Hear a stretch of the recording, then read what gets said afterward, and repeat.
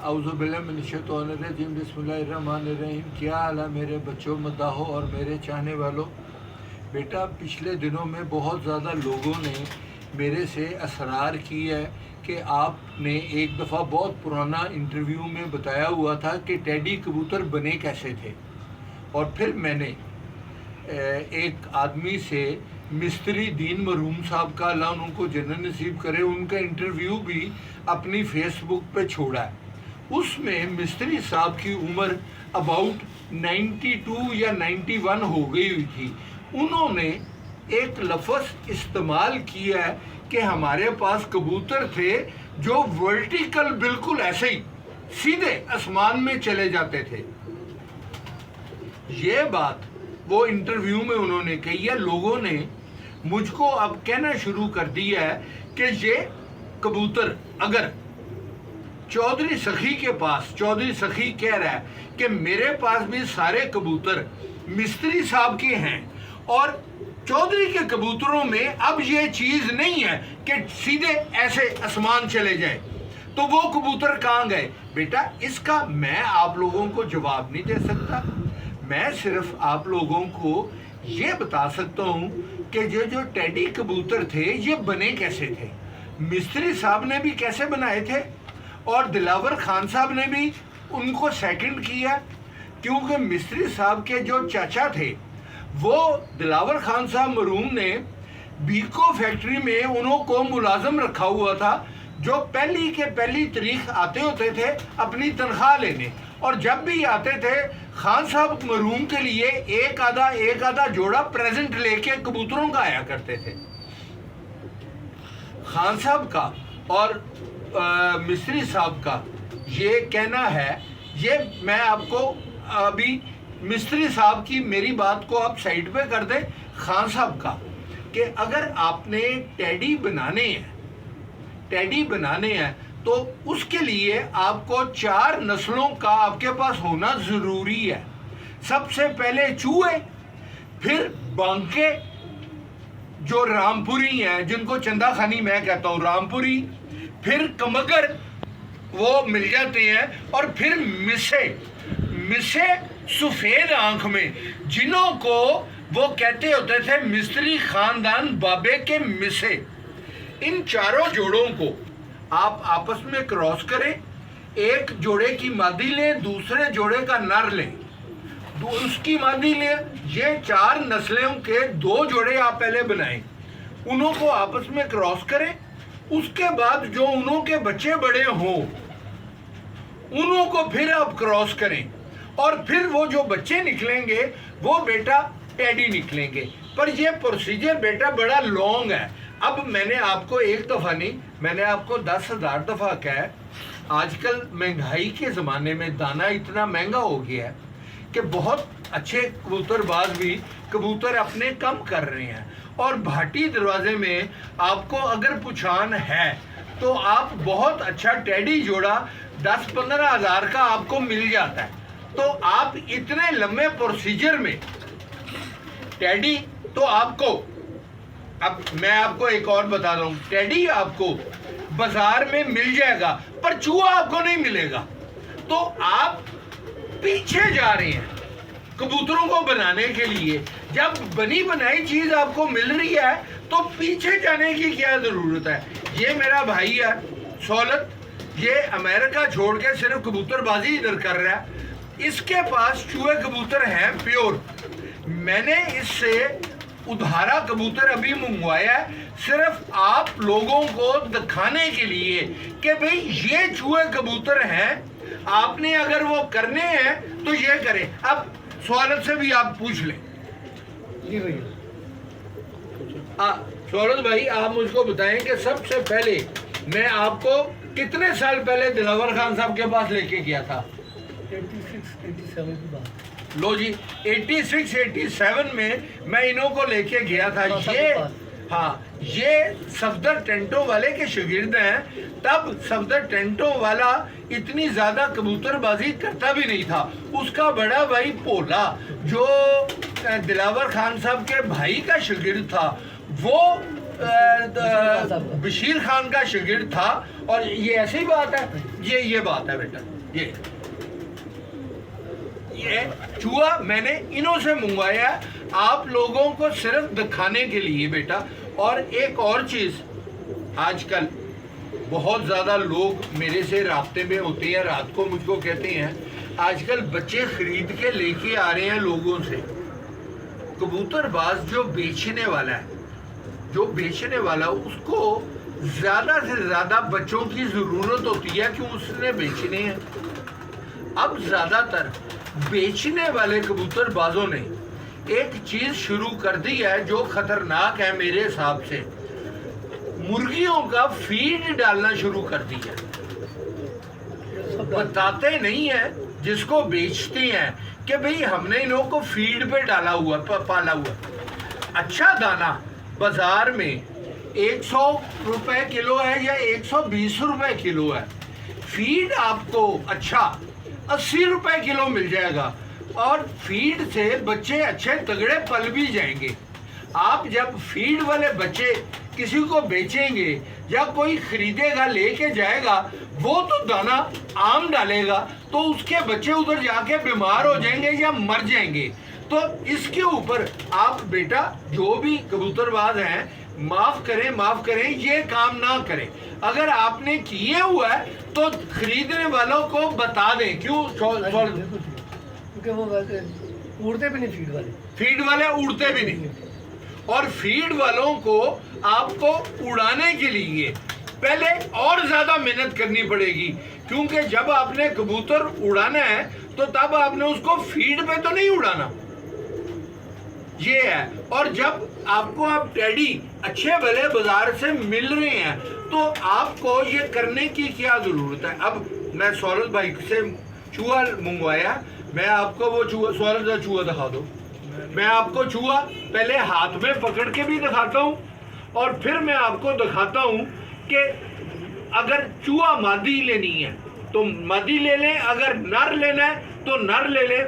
उसके साथ opposite side पे जो भी आपने लगाना है आप उसके साथ कमगर लगाएं या मिसा लगाएं। ये भाई, ये आप नजदीक से इसकी आंख दिखाएं।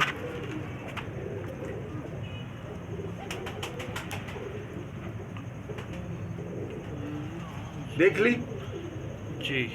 ये बेटा अब दूसरा भी दिखाएं इसके साथ जो मैंने ताड़ा हुआ।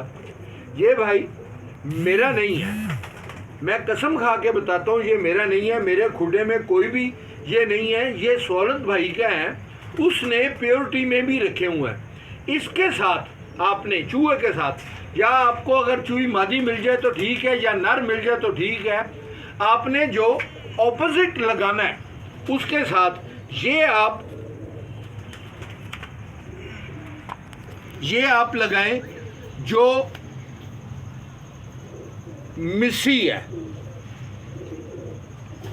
या आप इसको कमगर भी कह सकते हैं या मिसी भी कह सकते हैं, क्योंकि ये प्योर मिसी है ना प्योर कमगर है। ये कमगर और मिसी के क्रॉस में से है। ये कबूतरी आप इस नर के साथ लगाएं, उनों के बच्चे उधर छोड़ें, इनों के बच्चे लें, इनों के बच्चों को बड़ा करें। सोलह भाई दूसरी तरफ वो बांका है, वो बांका नर और बांकी मादी, वो दोनों ले। अब मैं आपको बांकों का दिखा देता हूं। एक तरफ तो ये है, दूसरी तरफ ये प्योर बांका है।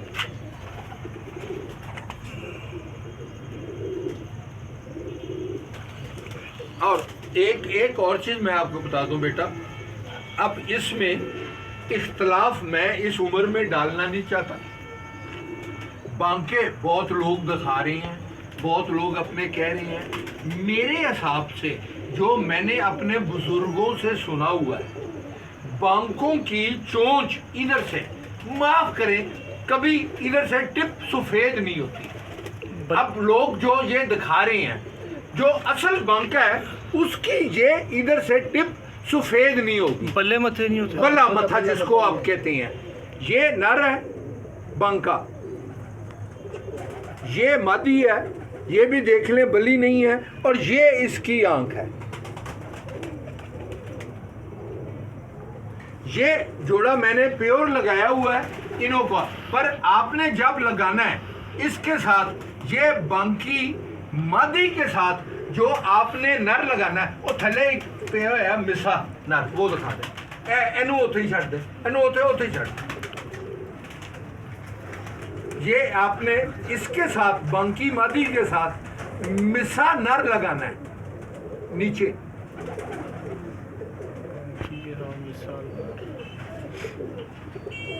ऐसा है ये? हाँ जी, हाँ जी, हाँ जी। है ना दूसरा है? दूसरा दूसरा दूसरा ये वाला।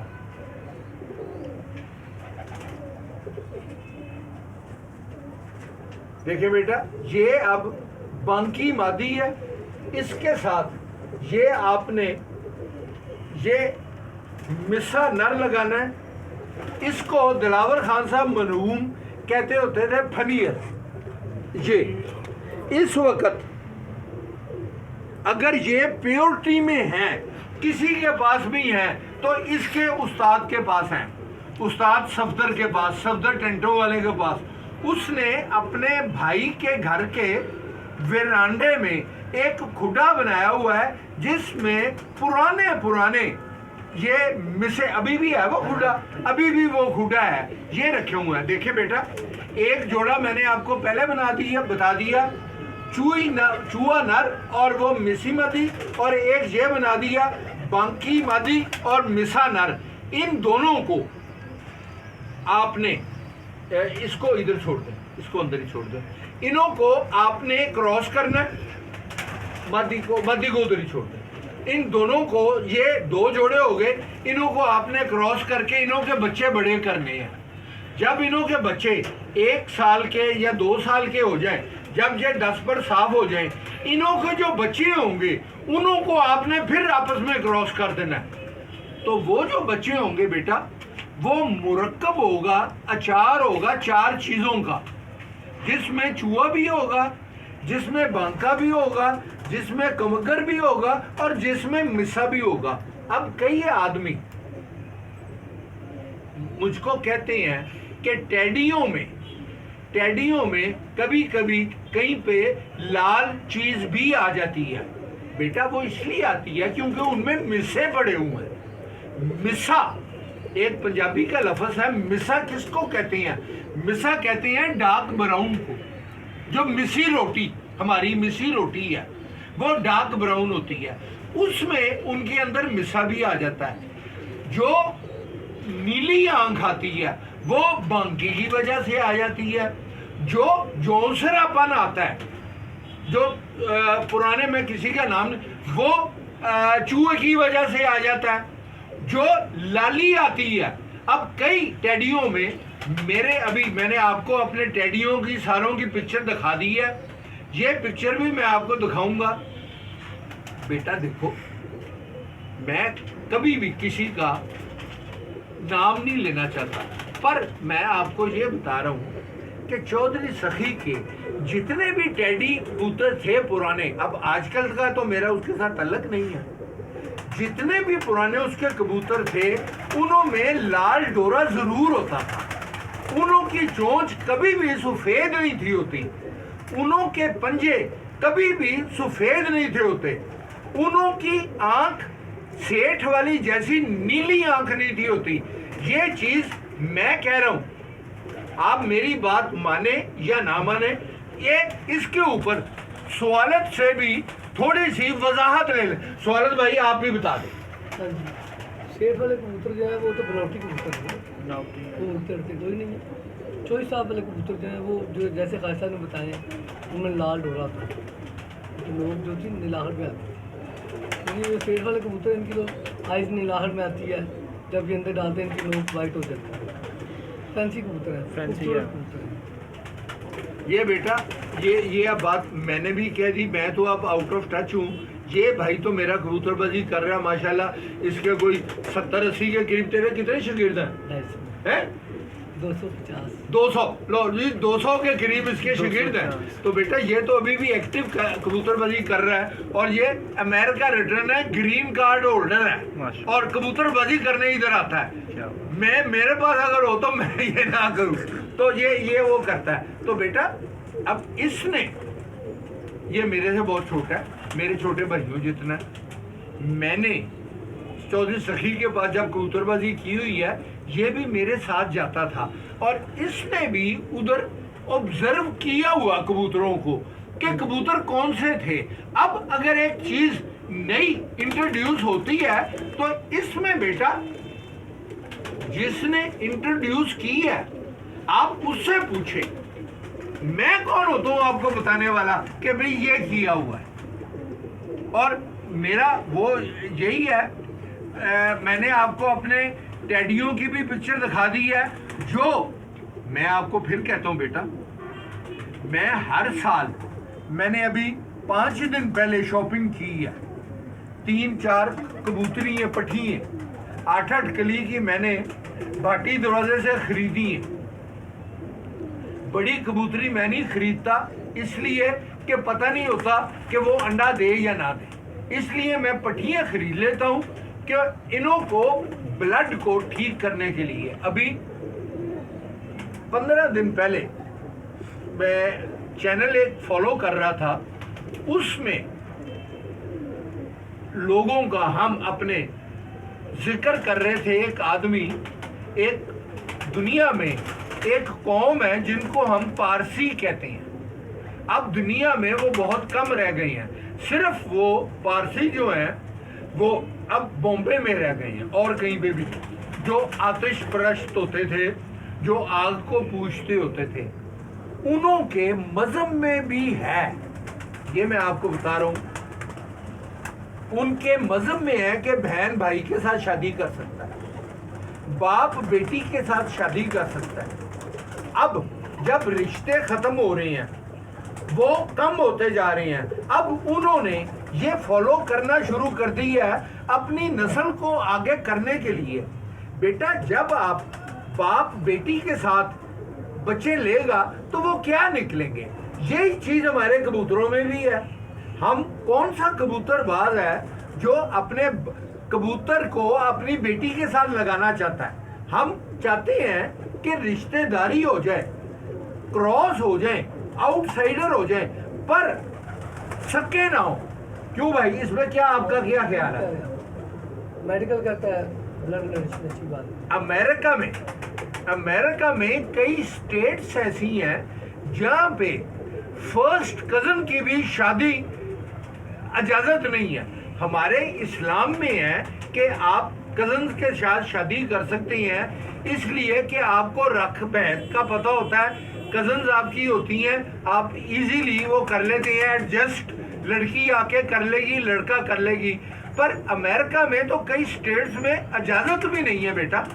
इस पॉइंट के ऊपर भी आप बात करें। और दूसरा ये बेटा, एक तो वो जो है दवाई वाली, आप कोशिश करें, एक आदमी 3 आदमी लाहौर से किसी से कबूतर खरीद के लेके गए हैं, वो फीड डाल रहे हैं, उनके बच्चे सारे बीमार हो गए हैं। तो मैं अब उन्हों को चेंज करना चाह रहा हूं। तो मैंने, जब कोई नशई आदमी नशा करता पकड़ा जाता है, उसके माँ बाप उसको हॉस्पिटल में एडमिट कर देते हैं। हॉस्पिटल वाले उसको एकदम नशा उसको छुटाते नहीं है, उसको पहले नशे के सिगरेट देते हैं, उसको इंजेक्शन लगाते हैं, आहिस्ता आहिस्ता करके डोज उसका कम करते हैं। अब अगर आपको कबूतर बच्चे कहीं से आ गए हैं जो फीड पे पले हुए हैं, तो आप उन्हों को फीड दें, आहिस्ता करके उन्हों को दूसरे खाने पे लेके आए। अब मैं पागल तो नहीं हूं कि ये कैंची और ये पोरे करके मैं अपने सारे कबूतरों को डालता हूं। और मैं जिसको भी बच्चे बेचने होते हैं या देने होते हैं, मैं उन्हों को कहता हूं छोटी उम्र का बच्चा आप मेरे से ना लें, क्योंकि डेंजर टाइम, मैं नीचे से ऊपर लाऊं तो बच्चे मेरे बढ़ के तो हम वो नखरे करते हैं, दाना नहीं खाते, तो मैं उन्हों को बाहर भेजना, तो बेटा मैं ये करना नहीं चाहता।